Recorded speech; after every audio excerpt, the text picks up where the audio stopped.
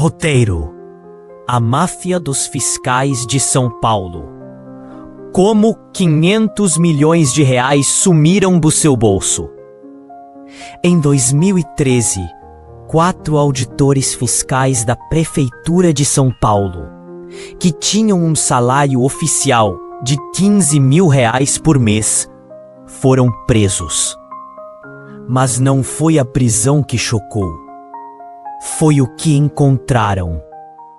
Juntos, esses 4 senhores detinham um patrimônio oculto que ultrapassava, pasmem, 500 milhões. R$500 bilhão em apartamentos de luxo, carros blindados, fazendas e dinheiro vivo em contas secretas. Esse é o crime real que a gente vai desvendar hoje. A máfia dos fiscais. O esquema que roubou o futuro de São Paulo. E o pior, mostrou que a corrupção pode ser um negócio de família. Passado de pai para filho dentro da máquina pública. E sabe o que é mais revoltante nessa história? Esse R$500 bilhão não foi roubado de um banco qualquer. Foi roubado dos impostos que você paga. Esse dinheiro era para a saúde, para a educação, para o asfalto da sua rua. E é exatamente por isso que essa história precisa ser contada. Porque enquanto esses caras viviam em mansões nababescas, a cidade de São Paulo, a locomotiva do Brasil, estava sendo desmontada por dentro. Pensa bem, São Paulo, o coração financeiro da América Latina. Uma metrópole que movimenta trilhões, onde o dinheiro corre mais rápido que o metrô na hora do rush. E é claro que onde há muito dinheiro, há muita gente disposta a colocar a mão grande.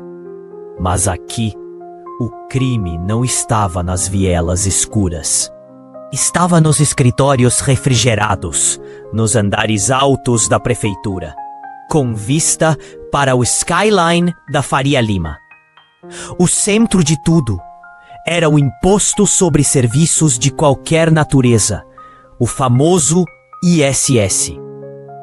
Quando uma grande construtora ergue um prédio, quando uma incorporadora lança um mega empreendimento, ela precisa pagar o ISS à prefeitura. Estamos falando de valores altíssimos, que podem chegar a dezenas de milhões de reais em um único projeto. Aí que entra o pulo do gato, ou melhor, o buraco negro da máfia dos fiscais.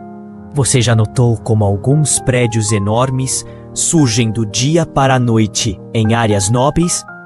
E como o processo de liberação e fiscalização parece estranhamente rápido para uns e arrastado para outros. Essa máfia explorou justamente o ponto de contato entre o setor privado bilionário e a fiscalização municipal. E o esquema era tão simples quanto diabólico. Os fiscais, que deveriam garantir que as construtoras pagassem o valor correto do ISS, faziam o oposto. Eles chegavam para os grandes empresários e diziam: você deve 50 milhões de reais em ISS por essa torre corporativa. Se você me pagar 5 milhões de reais por fora, eu dou um jeito nos papéis e você só paga 5 milhões de imposto oficial. É a matemática da corrupção, meu amigo. O empresário economizava 40 milhões e o fiscal ficava com 5 milhões de propina. Todo mundo saía ganhando, menos o cidadão, que dependia dos serviços públicos. E o pior, essa prática virou regra. Era o custo operacional para construir em São Paulo. O esquema funcionava como uma agência de descontos ilegais. Você devia um caminhão de dinheiro para a cidade, mas a máfia te oferecia um cupom de 90% de desconto, contanto que você passasse 10% do valor devido diretamente para o bolso deles. A investigação começou de forma silenciosa, quase acidental. Em 2013, auditores internos da Controladoria Geral do Município, CGM, notaram discrepâncias absurdas nos livros. Parecia que grandes obras estavam pagando migalhas de imposto. Tipo, um arranha-céu na Berrine, pagando o mesmo ISS que uma padaria na Zona Leste. Eles começaram a cruzar dados. E o que parecia ser um erro administrativo, logo se revelou um padrão criminoso organizado. O foco inicial caiu sobre um nome que se tornaria a face mais notória do esquema: Ronilson Bezerra Rodrigues. Ronilson era um auditor fiscal respeitado, com décadas de serviço. Ele era o tipo de cara que você confiava para fiscalizar as contas da cidade.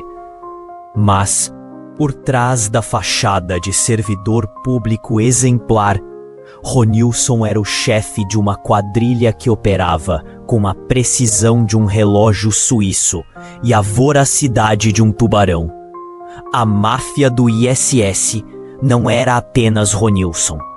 Ele tinha 3 comparsas de peso: Eduardo Horli Barcelos, Carlos Augusto de Oliveira e Luiz Alexandre Cardoso de Magalhães. 4 cavaleiros do apocalipse fiscal, todos ocupando posições estratégicas que lhes davam acesso total aos dados sigilosos das construtoras e a capacidade de alterar a base de cálculo dos impostos. Mini 1, a Casa de Papel e o salário incompatível. A primeira coisa que chocou os investigadores da Promotoria de Justiça e do GAECO, Grupo de Atuação Especial de Combate ao Crime Organizado, foi a incompatibilidade entre os salários e o estilo de vida. Ronilson ganhava 15 mil reais, mas morava em um apartamento de luxo no bairro de Moema, avaliado em 3 milhões de reais. Isso era só a ponta. Quando a Polícia Federal, PF, e o Ministério Público, MP, começaram a rastrear os bens, a coisa ficou surreal. Encontraram fazendas, flats em Miami, carros esportivos que eram trocados anualmente e até um iate. Pensa bem, um fiscal de tributos com iate. Isso não é um servidor público, é um banqueiro sonegador. O mistério era como eles conseguiam lavar tanto dinheiro sem levantar suspeitas do COAF, Conselho de Controle de Atividades Financeiras. A resposta era a velha tática brasileira: laranjas e imóveis. Eles usavam empresas de fachada e pessoas de confiança, muitas vezes parentes próximos, para registrar os bens.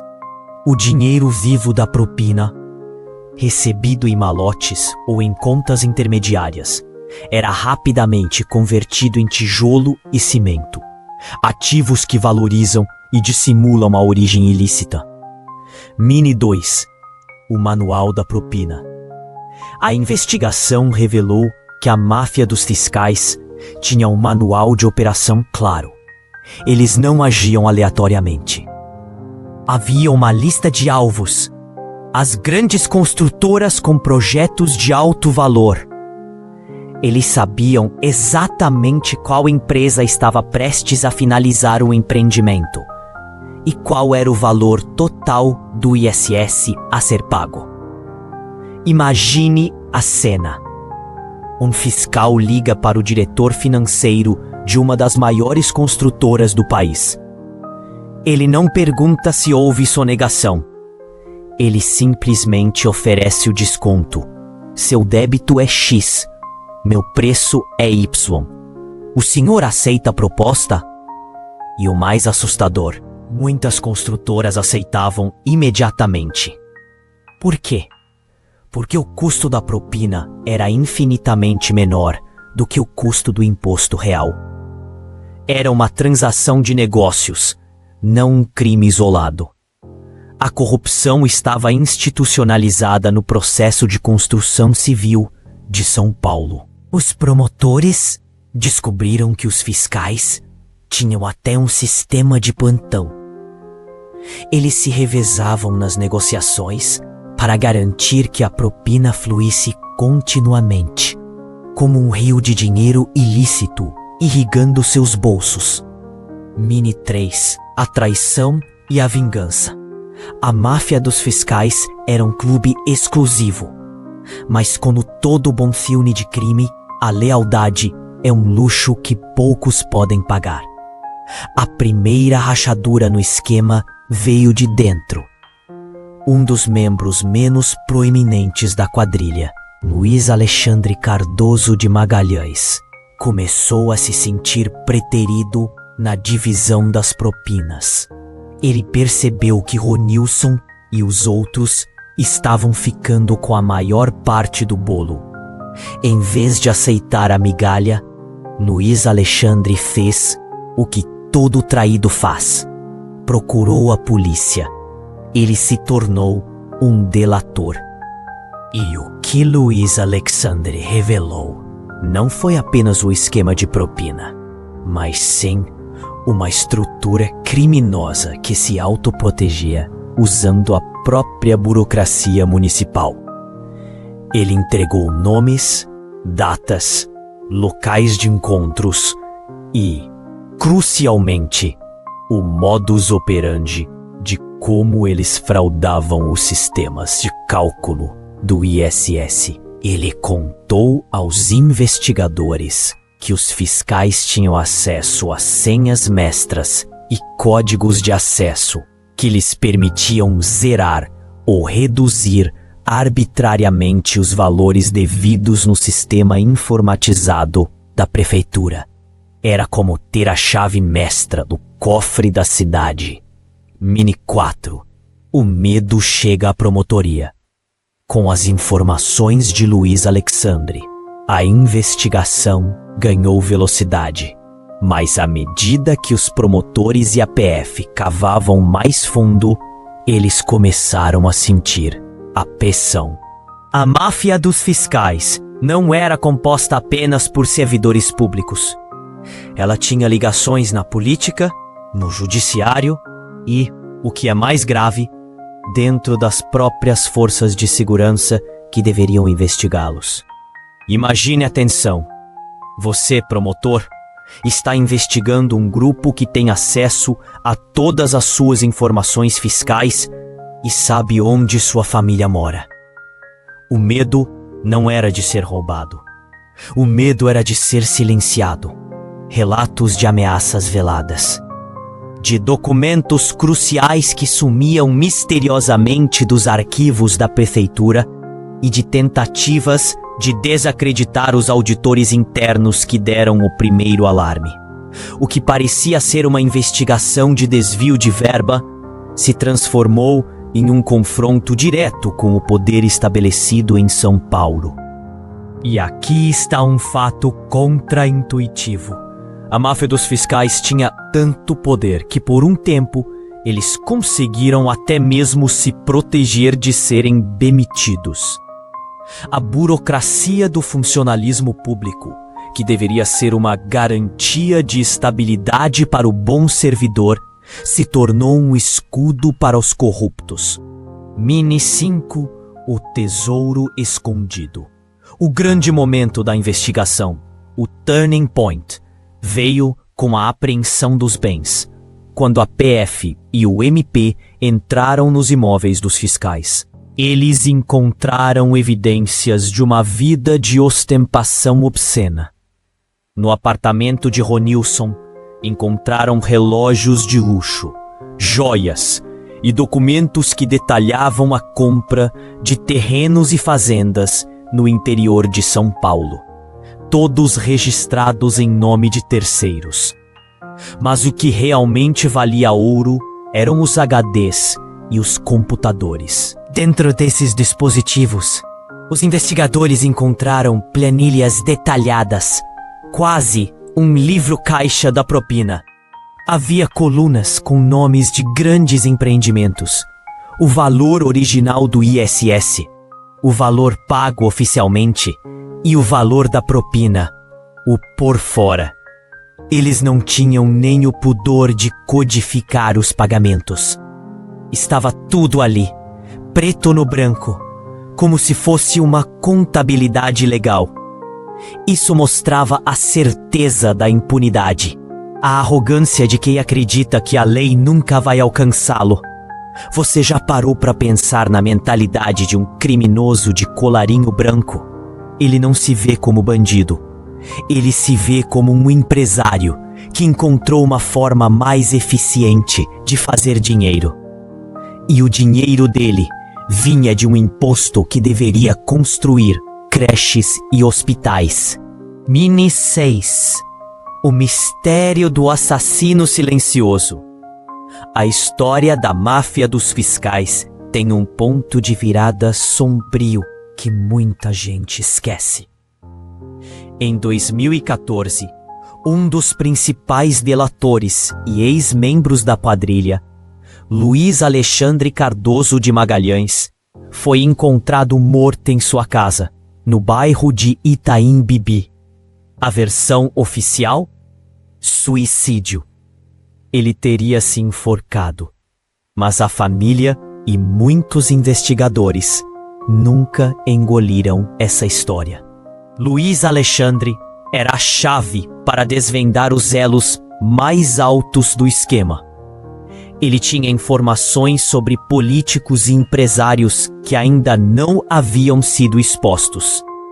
E se eu te dissesse que dias antes de sua morte, Luiz Alexandre havia feito contato com a promotoria dizendo que estava com medo? Ele sabia demais.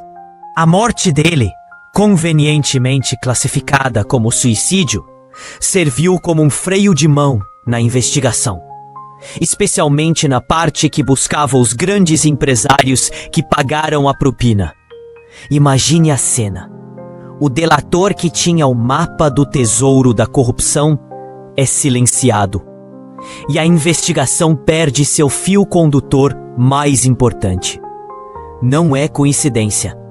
É uma tática clássica de máfias. Elimine a testemunha que liga o crime à elite. Mini 7. O rastreamento internacional. Os fiscais, Ronilson e seus comparsas eram mestres em esconder dinheiro no exterior.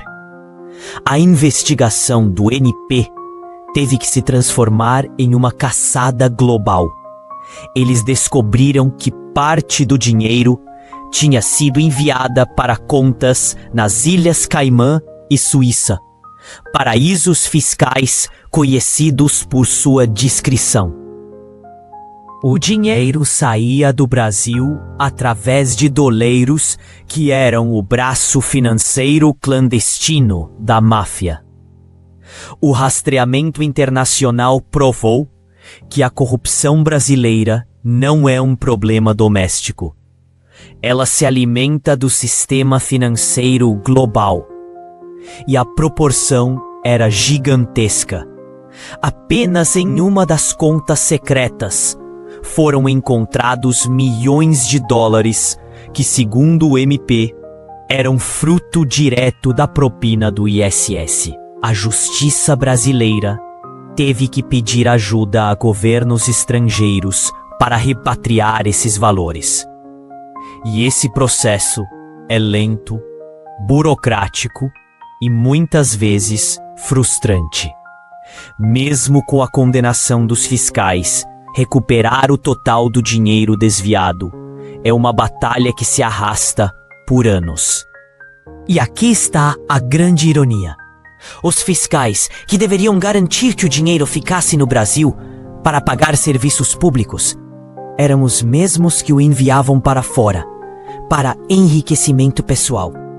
A máfia dos fiscais também tinha um braço dentro do setor de informática da prefeitura. Eles não apenas alteravam os valores, eles manipulavam os backups e os logs do sistema para que parecesse que a documentação estava correta. Era uma fraude digital perfeita, executada por gente que conhecia o sistema por dentro. Pensa bem no nível de detalhe. Eles sabiam exatamente onde o sistema era vulnerável. Eles exploravam a confiança cega na tecnologia. O computador dizia que o imposto foi pago corretamente, mas na verdade, o valor era uma fraude negociada na sala de um fiscal. O que realmente fez o Brasil prender a respiração, e o que é o cerne do poder dessa máfia, não foram os 500 milhões reais em si, mas a lista de quem pagou a propina. Quando os promotores analisaram as planilhas apreendidas, eles não encontraram apenas números.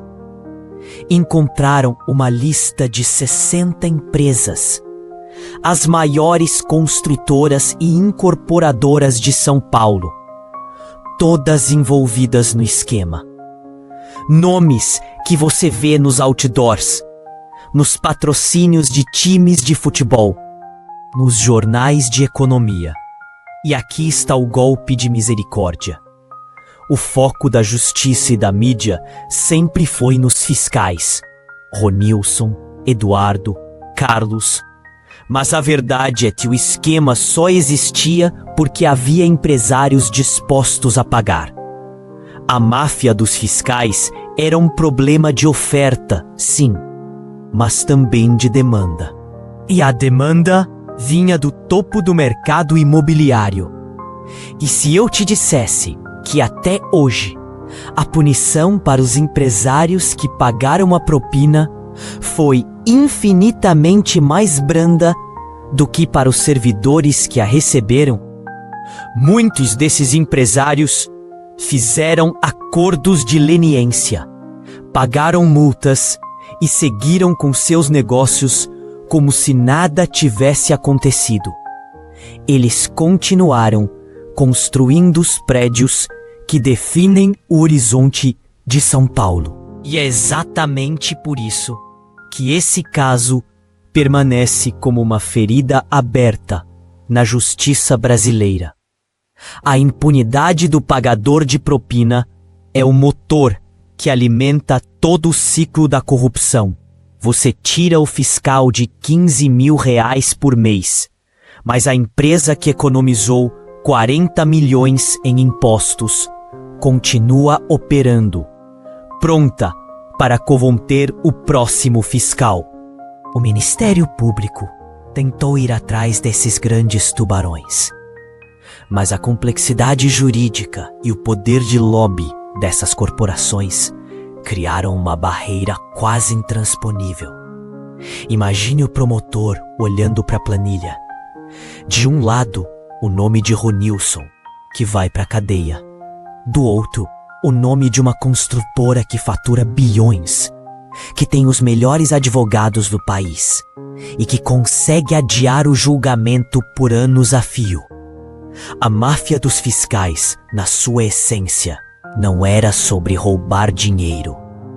Era sobre comprar o direito de construir impunemente, sobre transformar a lei em mercadoria negociável. E essa mercadoria era vendida por servidores públicos que haviam vendido suas almas por apartamentos em Moema e carros esportivos.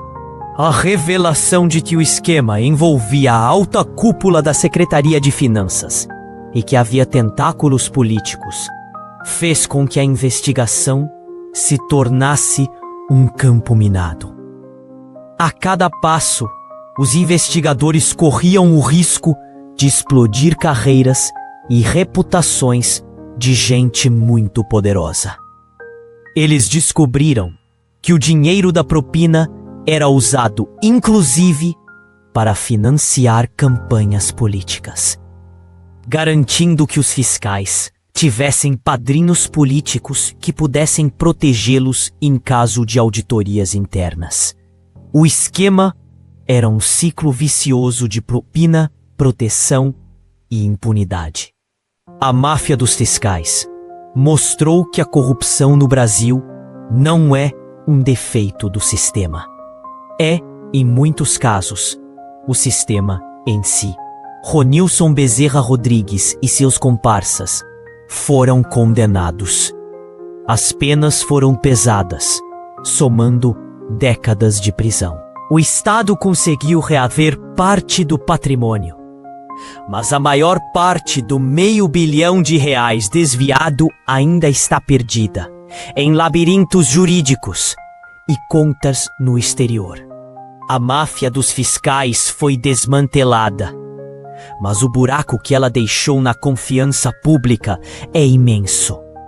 E a lição mais amarga é que a punição real não atingiu o topo da cadeia alimentar.